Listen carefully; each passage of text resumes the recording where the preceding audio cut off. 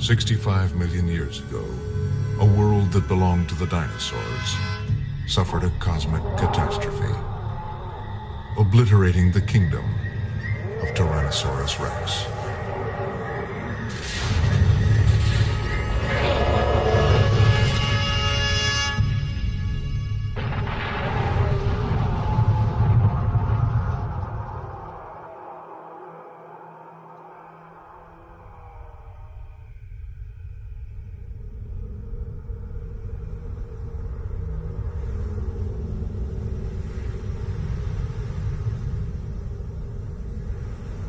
For 65 million years, the bones of the last king of the dinosaurs lay hidden. Then, at the turn of the 20th century, scientists began to coax the first fragments from the badlands of western North America. It stood 18 feet tall, 40 feet from head to tail. Today, the bones of Tyrannosaurus Rex allow us to encounter the greatest meat-eating machine of the prehistoric world.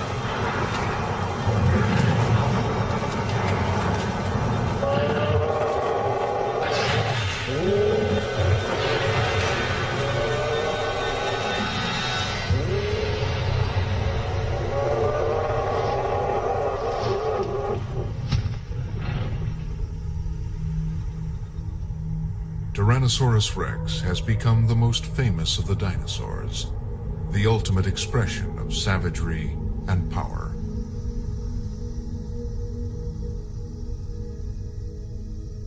For paleontologists like Phil Curry, who scour the boneyards of the North American Badlands in search of the real T-Rex, a close encounter is a rare and thrilling event. The thing that allows Tyrannosaurus to be preserved in this part of the world is the fact that they were living on a coastal lowland, and there was a tremendous amount of sediment coming in from the mountains that were rising to the west at that time. So there were large rivers running across the coastal lowland, and if the Tyrannosaurus body happened to fall in the water, then it had a very good chance of being buried complete. And fast burial is one of the most critical factors in terms of preserving an animal that large.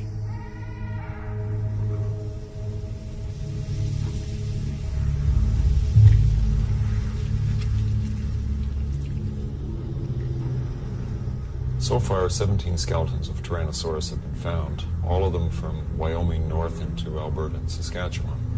Now, Tyrannosaurus probably had a much more extensive range than that. It almost certainly lived all the way from the Arctic Ocean down to the Gulf of Mexico. Only 17 skeletons have been unearthed of the many millions of animals that once lived and died. A handful of clues to the mysteries of this ferocious but elusive beast.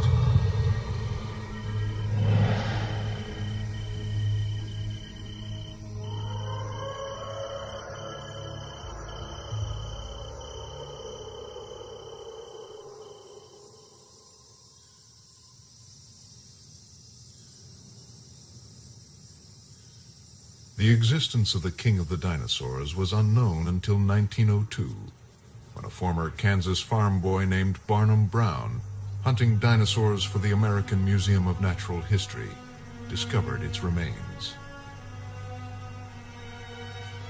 A dinosaur bone used as an office paperweight had caught his attention. Brown traced it back to Hill Creek in Montana. But what would he find there? Even the man who would become known as Mr. Bones could hardly dare to hope for the rarest of the rare, a giant meat-eater. But that is exactly what he found, halfway up a steep and treacherous canyon wall. But 6 years of backbreaking work yielded only incomplete fragments. Then in 1908, Brown discovered the almost intact skeleton he would call my favorite child. For Tyrannosaurus Rex, the journey back to life and legend had begun.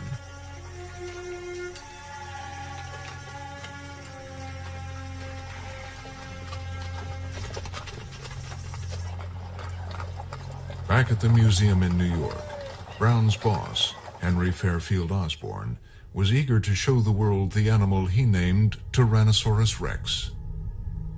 While the bones were being prepared, Osborn and Brown used models to recreate a dynamic vision of the living tyrant lizard king. Long, powerful hind legs carried the body upright, balanced by a long tail. The massive head was armed with 13 dagger-like saw-bladed teeth in each jaw. The Tyrannosaurus was capable of destroying any of the contemporary creatures, and was easily the king of the period and monarch of its race. But nearly 2 tons of bones could not be mounted to match Osborn and Brown's vision of an agile, almost bird-like beast. Their compromise design for an upright, more static pose, which we now believe to be wrong, dominated how we saw T-Rex for more than 50 years.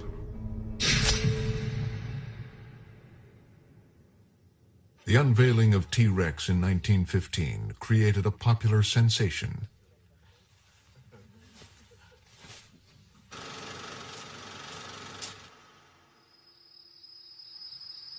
"80 years later in Montana, the painstaking search begun by Barnum Brown for the real T-Rex continues.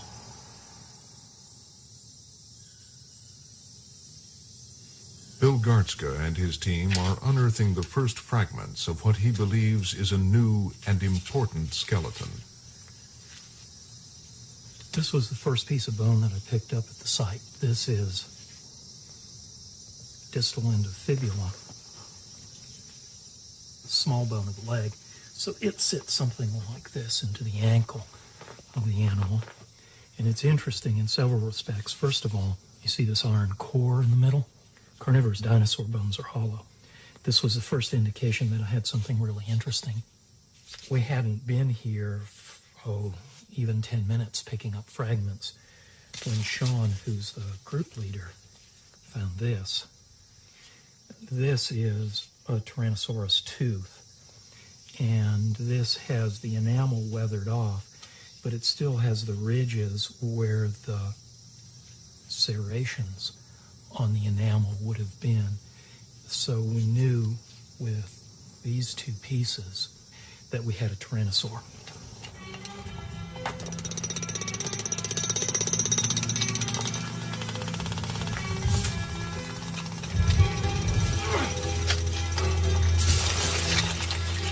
Even with modern power tools, dinosaur hunting in 100-degree temperatures is backbreaking work, yet so delicate that removing an entire skeleton can take years.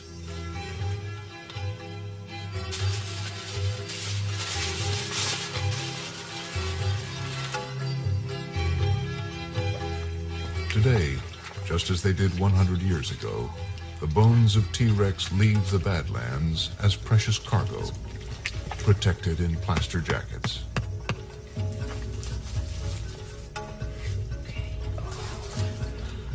I got it.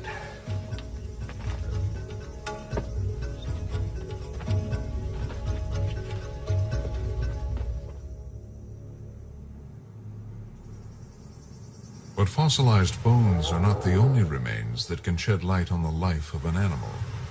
there are many other clues that can fill in some crucial details. My concern is the world of T-Rex. What plants did it live with? What sort of foliage hid it while it stalked its prey? What had happened is the flowering plants appeared early in the Cretaceous period, and by the time of Tyrannosaurus rex, they were dominating the world's ecosystems. We find in North Dakota that 90% of our fossil leaves, and we now have over 30,000 fossil leaves collected, over 90% of those fossil leaves are broad-leafed flowering plant leaves. What you see are here broad-leafed relatives of the laurel and cinnamon, relatives, two-lobed relatives of magnolia, relatives of the modern sycamore, relatives of the modern elm. There's still a few conifers around in the time of Tyrannosaurus rex, the bald cypress and its relatives. So the look of the place was similar to, say, perhaps Florida or southern Georgia, where you have relatively small trees, maybe 30, 40, 50 feet tall, trunks no more than maybe a foot in diameter.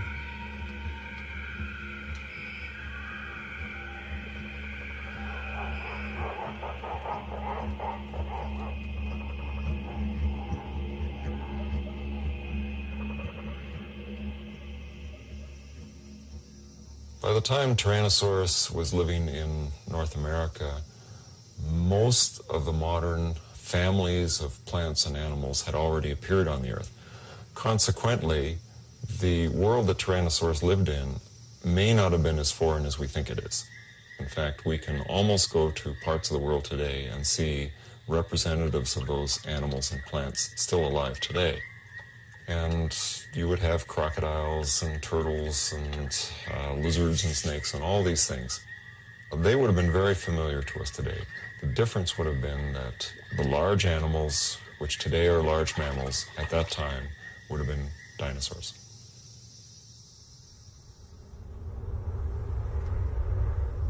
Just as plant-eating animals outnumber meat-eaters today, the plant-eating dinosaurs outnumbered carnivores millions of years ago. Phil Curry is leading a team of scientists excavating a herd of duck-billed plant-eaters called Edmontosaurs. Dinosaurs like these probably were favorite dinners for T-Rex. Well, we've got about, I'd say, 65 or so tyrannosaur teeth, a few small theropods, lots of tooth-marked bone as well. Mm-hmm. Do you think there's enough Edmontosaurus material in here to indicate that this was a herd of Edmontosaurus? Well, we've got at least 8 individuals, 8 big Edmontosaurs, but we also have evidence of some very small animals based on some of the lower limb bones. So it appears like we've got older adults with smaller individuals, which to me indicates we may have had a herd in this area. Bone beds like this are a pretty good indication that many of the prey species for animals like Tyrannosaurus rex were in fact herding animals.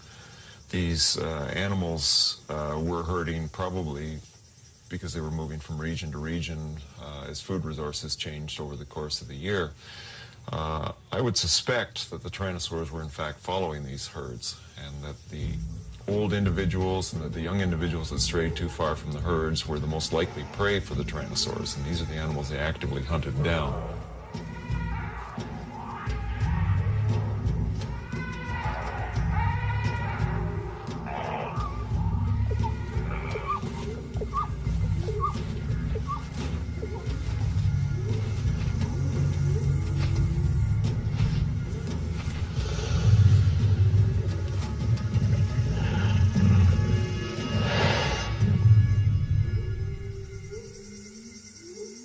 The discoveries of the past century have made Tyrannosaurus rex one of the most famous and the most fearsome of nature's creations.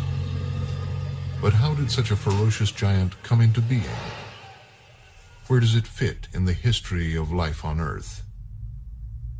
Today, we know that T-Rex's ancestry can be traced back to a tiny creature whose skull can fit into the palm of your hand.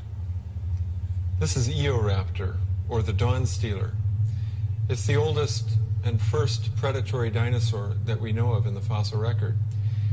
And it has some of the basic adaptations that were to carry predatory dinosaurs through 150 million years of evolution to something like the Tyrannosaurus behind me. The skull shows some of the classic features of the predatory dinosaurs. One of those features involves the lower jaw.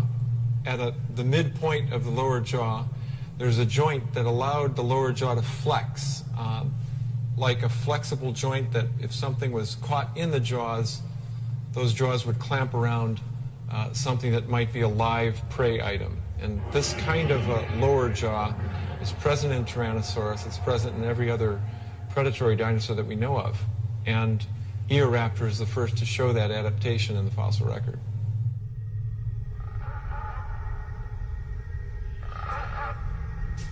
The body plan road-tested in Eoraptor became an evolutionary bestseller. Even today's birds, themselves thought to be modified dinosaurs, owe much of their design to these long-tailed ancestors.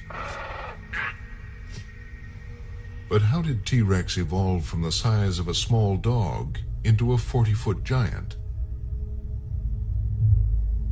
For decades, many scientists thought it had to be descended from other giant predators like this Allosaurus, the last in a line of ever larger, ever toothier dinosaurs. This was the supercarnosaur hypothesis. It may have seemed obvious, but it was wrong.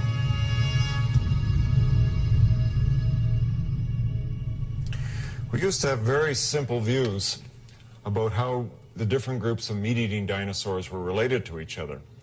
In recent years, though, as we've discovered more and more about the anatomy, these views have changed. Tyrannosaurus at one time was considered to be a carnosaur, that is, one of the large meat-eating forms, and by its size, it was related to animals like Allosaurus. But in recent years, as we started to look more closely at the anatomy, there were a lot of things about tyrannosaurs that did not fit that picture. One example is the foot.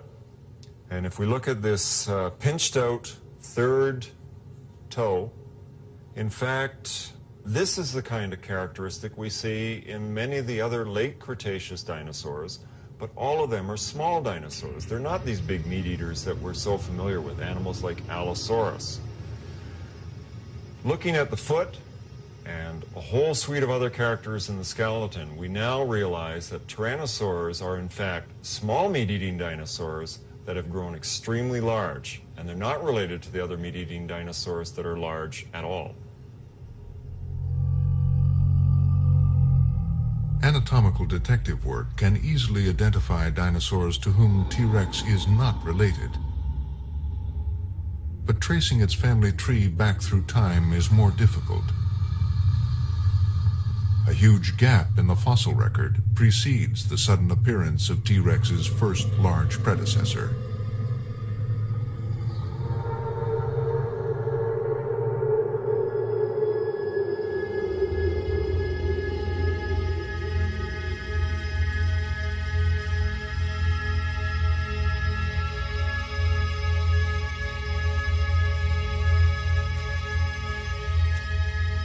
But recently, some of the missing clues have been found 4,000 feet up in the mountains of Alberta, Canada, on a prehistoric beach frozen in time, thrust on its side over millions of years.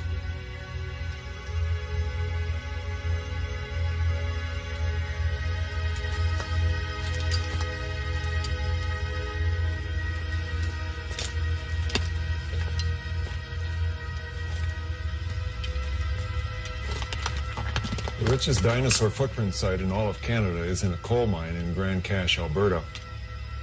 In these 100-million-year-old rocks, we have evidence of armored dinosaurs, meat-eating dinosaurs of different kinds, and large plant-eating dinosaurs. The footprints are all in trackways, and they go across this enormous cliff face, which at one time must have been a mud flat at the edge of the sea. What's important about this site is that because of the age, 100 million years ago, we don't have equivalent bone sites in this part of the world. And so we have to do a little bit of guesswork in terms of identifying the dinosaurs. And I don't think there's any question at all that these are not tyrannosaur tracks. But their long, slender toes suggest to me that these were made by giant coelurosaurs. And we feel these days that giant Coelurosaurs may have been the ancestor of Tyrannosaurus rex.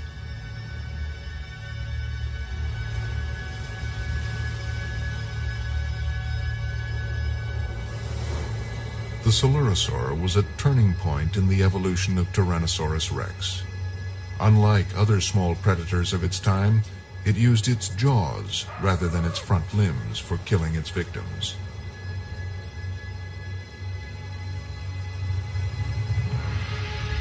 That adaptation would set the stage for the rise of T-Rex and its unique appearance. The earliest of the Tyrannosaur family is called Electrosaurus. It is a long, slender animal with relatively long front limbs. By the time Albertosaurus evolved, its head was larger and its front limbs shorter. There were certainly many species of tyrannosaurs. We at present know of more than half a dozen species. The earliest fossil record of Albertosaurus is about 80 million years old. This animal in its external features really isn't all that different from Tyrannosaurus rex, but when you start looking at specific characteristics, there are features which suggest it is more primitive than Tyrannosaurus rex itself. But who was T-Rex's closest relative? Opinion is divided between two candidates. One from North America, known as Daspletosaurus, and another from Asia, known as Tarbosaurus. Tarbosaurus is an animal that originally was called Tyrannosaurus as well. It has a number of differences, but when you start looking at other specifics, for example, the orientation of the back of the skull in relation to the neck, Tarbosaurus shows a lot of characters that suggest, to me at least, that it may be more closely related to Tyrannosaurus rex. But a recent find from Montana convinces Jack Horner of T-Rex's American ancestry. Daspletosaurus is the animal that I believe, and some others also believe, was actually the predecessor of Tyrannosaurus rex. In other words, its ancestor. Tyrannosaurus rex was the descendant of Daspletosaurus. Tyrannosaurs, they have a big horn over top of their eye. And we see it very dominant in Tyrannosaurus rex. We see it less dominant in this particular animal that is related to Daspletosaurus, and even less so in the more primitive Daspletosaurus. The ancestry puzzle may take a long time to solve, but one trend is clear. As the Tyrannosaur family evolved, they not only grew larger, they changed to cope with their increased size. There are a lot of changes that are necessary if you're going to become a large animal. And this is particularly true when we're talking animals like the meat-eating dinosaurs, because essentially they were teeter-totters. They were animals where the front of the body was balanced by the tail on a fulcrum, which was at the hips. Now, in Tyrannosaurus's case, as it got bigger, the head became disproportionately larger, and that's to house all those very large, vicious-looking teeth. Consequently, we see a lot of specializations in Tyrannosaurus that are meant to bring the body weight down in front of the hips. The skull is a long, heavy skull, but many of the bones, in fact, are air-filled. The neck has been recurved, much more so than in earlier meat-eating dinosaurs, simply because by doing that, it could bring the head back closer to the hips and shift the center of gravity further back as well.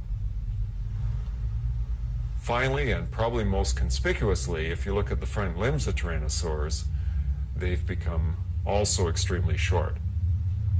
They were relying on their head to do the killing.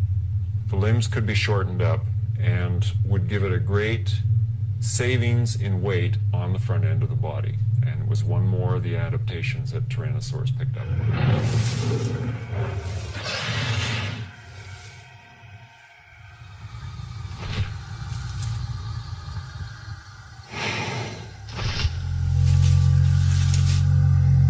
Ever since the first skeleton of T-Rex was assembled 80 years ago, most people have assumed that the king of dinosaurs must have been a slow and lumbering beast. But that view is changing. From this position, one gets a sense of what an enormous animal Tyrannosaurus rex really is. In fact, this animal is so big and so massive that for a long time, everybody thought that this had to be a slow-moving animal.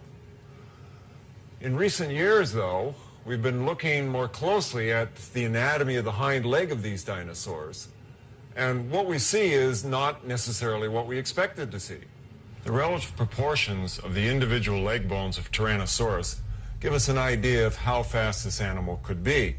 Now, in fast-moving animals like ostriches, the upper leg bone is relatively short compared to the lower leg bones.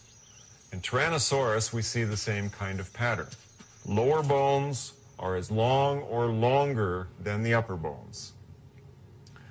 This continues, in fact, down into the foot, where if we look at the flat of the foot, or what would be the flat of the foot in a human being, this unit is also very long.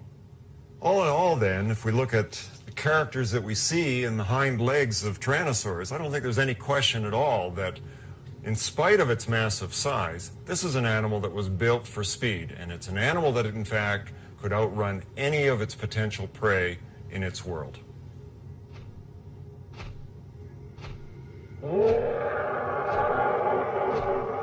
But Jack Horner has studied the same evidence and drawn the opposite conclusion. He is convinced that T-Rex was a walker, not a runner.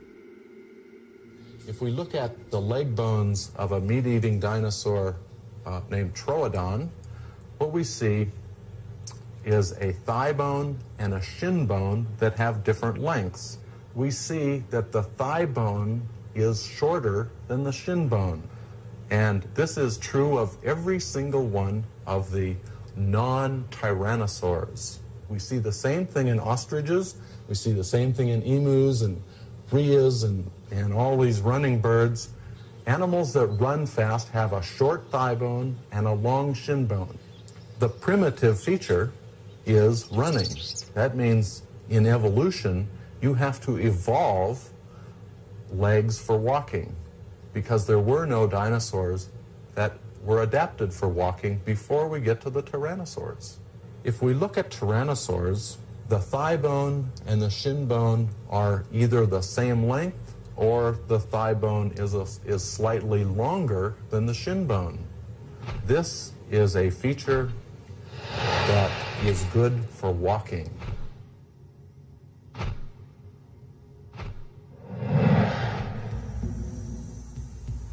But the high plains of New Mexico may offer more direct evidence of exactly how fast T-Rex really moved.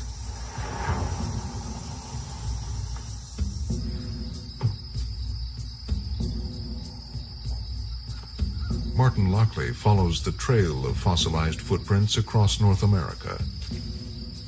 He has seen and cataloged thousands.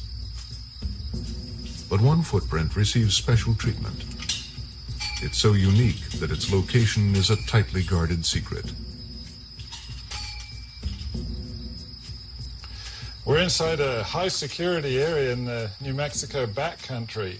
This fenced enclosure contains this extraordinary and unique fossil footprint.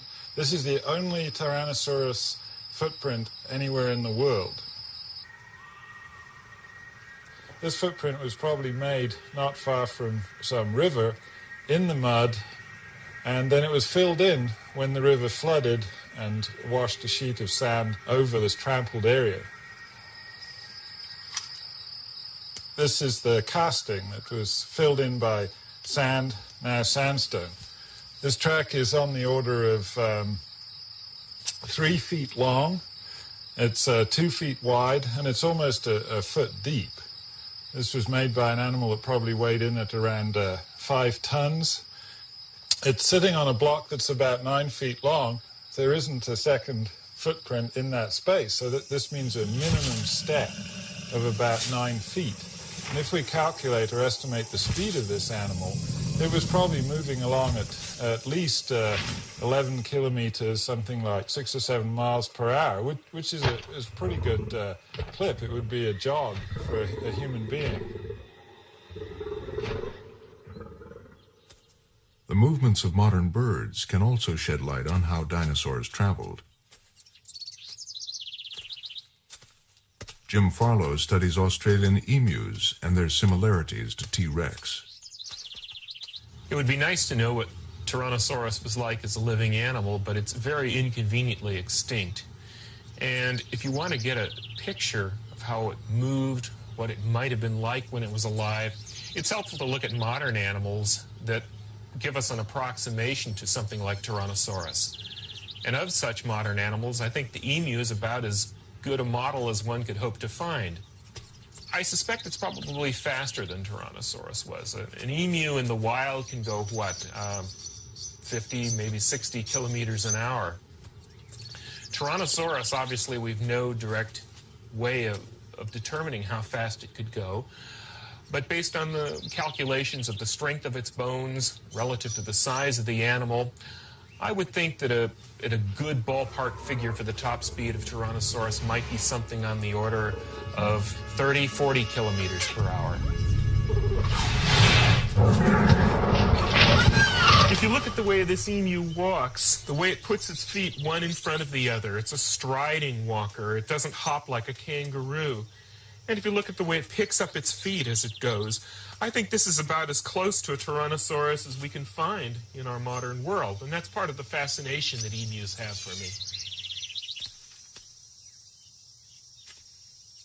But emus and other modern birds without tails may not provide a completely accurate model. Other scientists pursue a more distant cousin. The animal I have here, and the reason I think crocodilians are worth spending a lot of time looking at, this is a saltwater crocodile, and it retains many of the features that we think the primitive dinosaur ancestor might have had. We know that birds and crocodilians are dinosaurs' closest living relatives, and so they're the logical place to look for information on how T-Rex worked. The muscle that I've spent a lot of time looking at originates from the side of the tail. As you can see, crocodilians have a long, heavy muscular tail. And along here where my fingers are is a large muscle that runs forward to attach onto the thigh bone, the femur. What we see in modern birds is that the tail itself has been reduced dramatically. Most of what we see in a bird tail is actually just feathers rather than muscle and bone. X-ray films prove that the presence or absence of a tail is a vital factor in the movement of an animal, be it bird, crocodilian, or dinosaur. What we're seeing in the X-ray films is that crocodilians and birds have very distinctive ways of moving their legs. The question was, which of those patterns can we apply back to a dinosaur like Tyrannosaurus? Birds use a lot of knee movement. The hip is very, very stable, whereas in crocodilians they're using lots of hip movement, and that seems to be driven by this muscle running from the tail to the thigh bone. Fortunately for this muscle, there's a very distinct scar, a bony attachment, on the thigh bone that we can see in fossils like in T-Rex, suggesting that that muscle existed and probably was working in a similar way in these forms. What I'm suggesting is that in Tyrannosaurus we have a unique combination of features. A tail that's more similar to what we see in crocodilians, and yet a bird-like lower limb. So a bird knee, a bird ankle, and a bird foot with a kind of crocodilian hips. And so in Tyrannosaurus rex, I'm predicting then we would have a unique combination of features, working in a way unlike any other living animal today.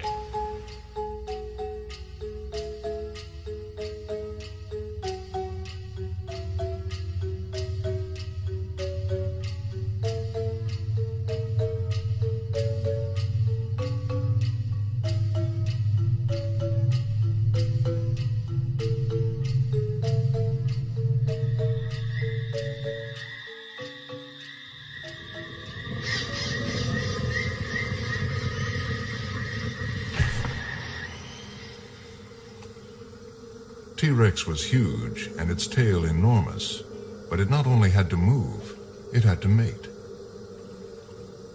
Again, modern crocodiles may offer us a glimpse of the mechanics of T-Rex sex.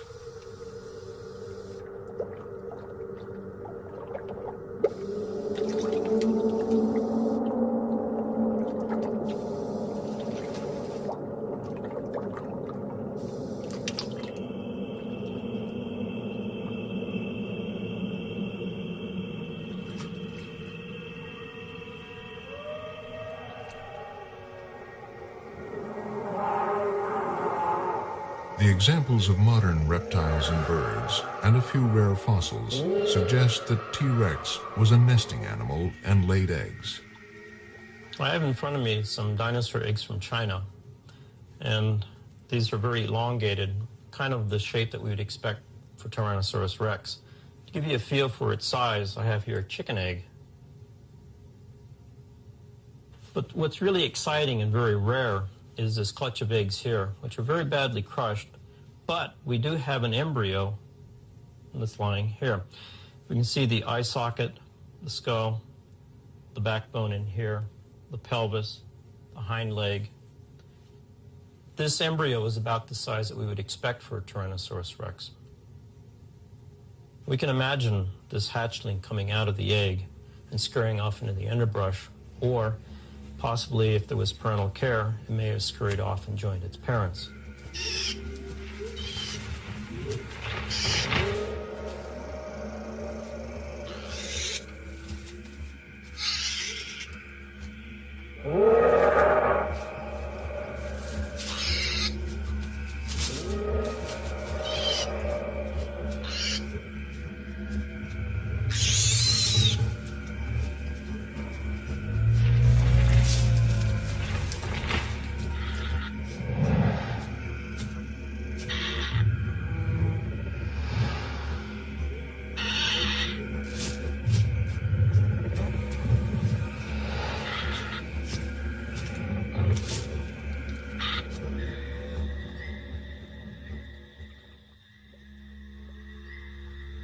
"65 million years ago, the Earth was ruled by the dinosaurs, and the dinosaurs were ruled by Tyrannosaurus rex, a hunter fast enough, big enough, powerful enough to catch and consume any prey. But one paleontologist dares to suggest T-Rex was not a killer, but a scavenger, a giant marauding vulture. There's a controversy right now, of which I seem to be to be one side of, and almost everyone else in paleontology seems to be at the other side of. And this has to do with Tyrannosaurus rex being a predator or a scavenger. A predator, we have to remember, is actually a hunter, and a scavenger is the kind of animal that only eats dead things. We look down upon scavenging. Tyrannosaurus rex, we hate to think about Tyrannosaurus rex as a scavenger. We'd rather think of it as a predator. Its name, the Tyrant Lizard King. You can't have a king that's a scavenger. A hunter should have big eyes. It should have good eyesight. And if we look at the brain case, or if we look at T-Rex, the biggest lobe of the brain, the actual big openings in the brain, are for the sense of smell. And because we can actually carve out the area where the brain was, we can CAT scan it, we can do all sorts of things to it, we actually can make a model of what the brain would look like. We see the optic lobe is right here, it's very small. And the olfactory lobe is this huge thing at the front end of the brain. This is huge. This means that Tyrannosaurus had a very, very, very good sense of smell and not very good eyesight. This is contradictory to a hunter. This is what scavengers have.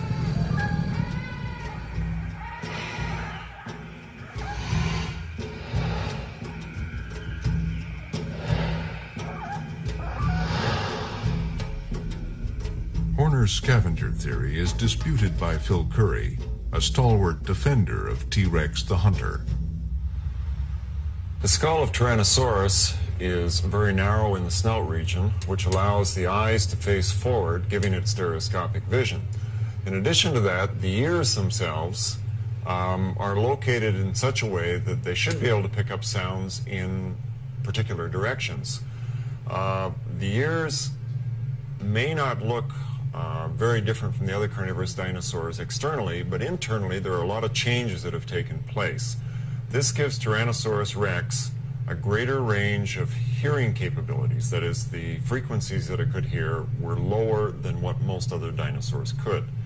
Since Tyrannosaurus was probably hunting other dinosaurs, which were animals that probably made low sounds, the changes in the ear would allow it to hear those animals better and to hunt them down.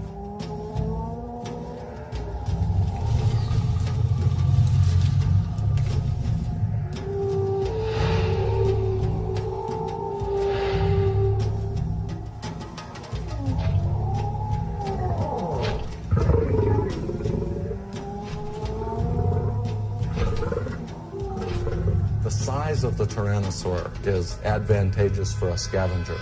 The bigger you are, the better chance you have of chasing away another animal that may have made a kill.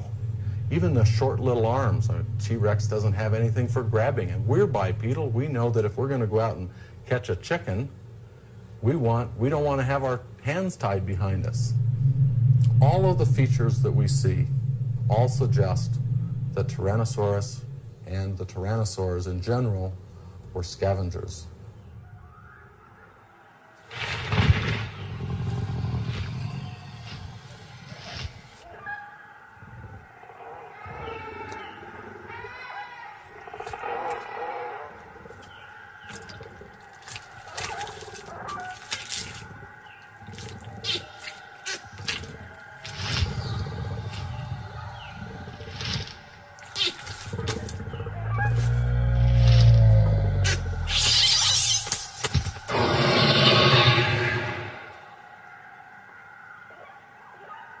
When I look in the jaws of Tyrannosaurus rex, I have little doubt about its predatory capabilities.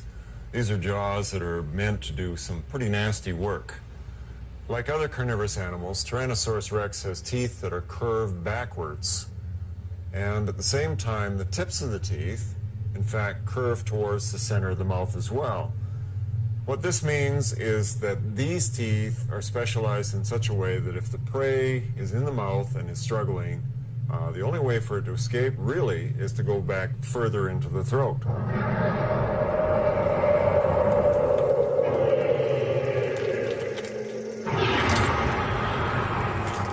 Because tyrannosaur teeth are so tall, they have to have a very deep root, and this gives them the strength so that the tooth is unlikely to break and also has the strength to puncture right through bone. And this is the reason the tyrannosaur jaws are so deep. Almost 2/3 the length of the tooth is in fact root. There are these very fine serrations that run down the front of the tooth and the back of the tooth. These serrations function as little hooks, and as the tooth is driven through the meat, the hooks hook the fibers of meat and take it between the serrations. And between the serrations you have razor sharp edges that cut those fibers. Now, if we shift to the inside of the jaw, we can see that there are some very powerful muscle attachments here, going from the top down through this region, and this gives a muscle mass that fills in this whole area. These muscles allow the animal to close its jaws on very large animals and deliver a powerful bite very rapidly, and it would have no trouble at all cutting an animal such as myself in half in one single bite. We can say that Tyrannosaurus basically had a mouthful of steak knives. And if you have a mouthful of steak knives, obviously you eat steak, which is meat. We know that Tyrannosaurs ate meat. We know that they ate dinosaurs because we have evidence. This is a piece of a fibula, a shin bone from a duckbill dinosaur, and this shin bone actually has gouges, tooth marks, from being bitten by a tyrannosaur. And what's really interesting, it has a puncture mark in it, and in that puncture mark within the bone is actually the tip of a tyrannosaur tooth. So this is absolute proof that tyrannosaurs ate meat, that they ate other dinosaurs. But what it is not is evidence that the tyrannosaur killed this particular animal. But Ken Carpenter's forensic examination of another duckbill provides more compelling evidence that T-Rex was a powerful, if not always successful, predator. I've been involved in a bit of detective work with the skeleton, mostly centered around the damaged area in this part of the tail. If we look here, we'll see that part of this spine is missing. And it turns out that there's a very nice groove here that if I were to take a Tyrannosaurus tooth, we find that it fits very well in that groove. Most likely then that this part of the vertebrae was bitten off by a Tyrannosaurus rex that was attacking from the right rear. Now, interestingly, we have regrowth of bone around this spine as well as around some of the tooth puncture marks on these adjacent ones, indicating that this animal survived the attack. And the only animal that was big enough living at this time with jaws powerful enough to have sheared through this bone would have been a Tyrannosaurus rex. And I think it shows conclusively that Tyrannosaurus rex was a predator and not a scavenger as some have thought.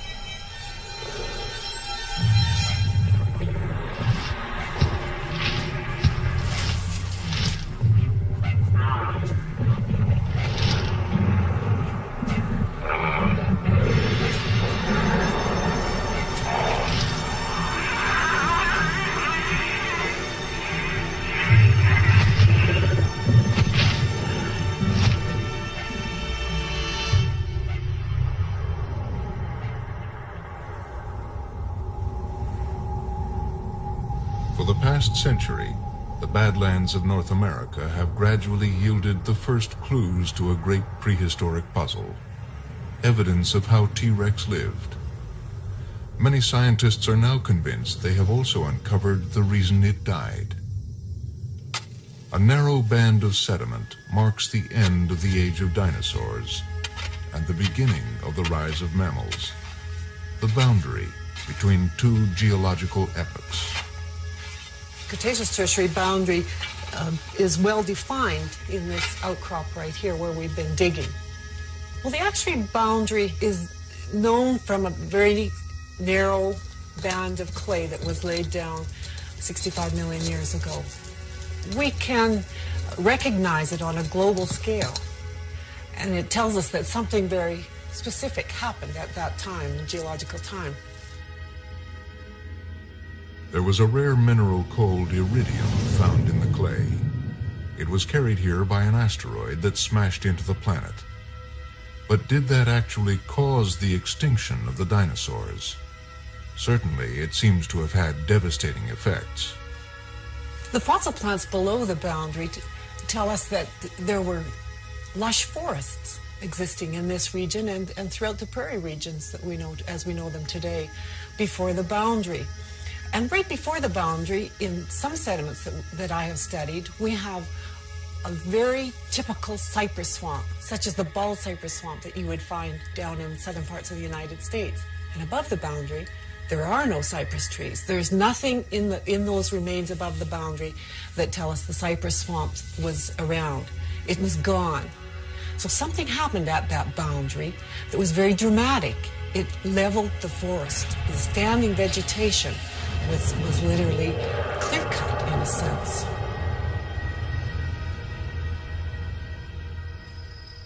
Did this single catastrophe kill T-Rex? There are no fossils in the sediments immediately below the boundary, leading many to argue that the dinosaurs were extinct long before the asteroid impact. But a newly discovered footprint from New Mexico seems to indicate that the dinosaurs were still there. This is the layer with the youngest known dinosaur tracks. They're only 37 centimeters or so below this iridium layer. That could be as little as 1,000 years or less. And what it indicates is that the dinosaurs in this region that made their footprints on this surface lived up until the very last minute. They weren't dying off slowly for hundreds of thousands or millions of years before the KT event. They survived until the 11th hour, if you like. If Tyrannosaurus rex was around until the last moment, then it was witness to one of the most devastating events the world has ever seen. An environmental holocaust that not even the strongest of all the dinosaurs could survive.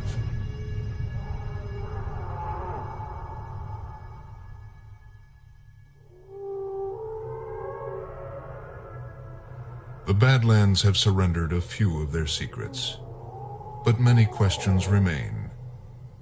Hidden somewhere in these canyons are more clues to the ferocious life and mysterious death of the most powerful creature that ever walked the earth.